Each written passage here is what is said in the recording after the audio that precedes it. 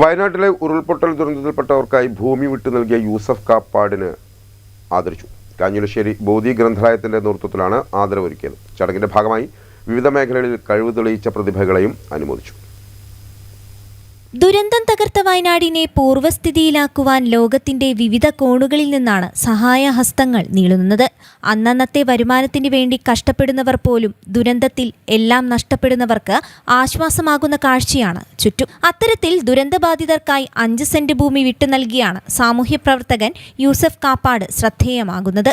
ദുരന്ത ഭൂമിയിലകപ്പെട്ടവരുടെ സ്നേഹകിരണമായി മാറിയ യൂസഫ് കാപ്പാടിനെ കാഞ്ഞിരശ്ശേരി ബോധി ഗ്രന്ഥാലയം ആദരിച്ചു. ചടങ്ങിന്റെ ഭാഗമായി വിവിധ മേഖലകളിൽ പ്രതിഭ തെളിയിച്ചവരെയും ആദരിക്കാനായി പ്രതിഭാ സംഗമവും നടത്തി. കൊയിലാണ്ടി നഗരസഭാ vice chairman advocate K Sathyan പരിപാടി ഉദ്ഘാടനം ചെയ്തു. പ്രതിസന്ധികൾക്കിടയിൽ ജാഗ്രതയോടെ മുന്നിട്ടിറങ്ങുന്ന മലയാള മനസ്സിന്റെ ഉത്തമ നിദർശനമാണ് യൂസഫ് എന്ന് അദ്ദേഹം അഭിപ്രായപ്പെട്ടു.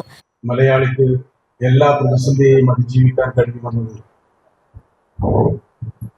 കഴിഞ്ഞ കാല ദുരന്തങ്ങളും പ്രതിസന്ധികളുമെല്ലാം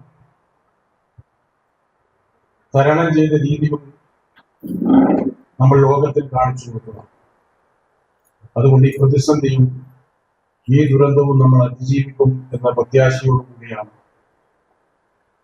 നമ്മൾ ഈ കൂട്ടായ്മയിൽ ജീവൻ പൊലിഞ്ഞ നൂറുകണക്കിന് ആളുകളുടെ അവരെ ഓർമ്മിച്ചുകൊണ്ട് നമ്മുടെ കൂട്ടായ്മ ആരംഭിച്ചു. കാഞ്ഞിരശ്ശേരി നായനാർ ഓഡിറ്റോറിയത്തിൽ നടന്ന പരിപാടിയിൽ ബോധി പ്രസിഡന്റ് ഡോക്ടർ NV സദാനന്ദൻ അധ്യക്ഷനായി. ലൈബ്രറി കൗൺസിൽ പഞ്ചായത്ത് തല നേതൃസമിതി കൺവീനർ KV സന്തോഷ്, എഴുത്തുകാരൻ അനിൽ കാഞ്ഞിരശ്ശേരി, സെക്രട്ടറി വിപിൻ ദാസ് എന്നിവർ സംസാരിച്ചു.